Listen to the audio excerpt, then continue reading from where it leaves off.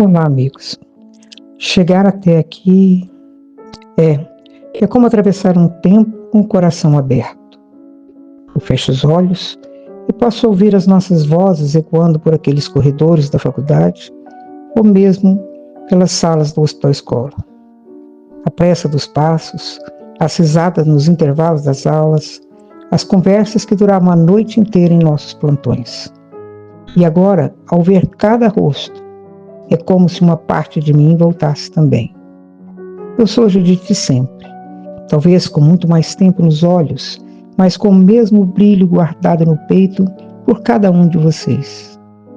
O tempo passou, mas aqui, nesse reencontro, parece que foi ontem até que tomávamos aquele café ali no bar do Mil Réis. A vida voou, mas a amizade, essa ficou. Hoje, essa voz que vocês ouvem vem da lembrança, mas fala do presente.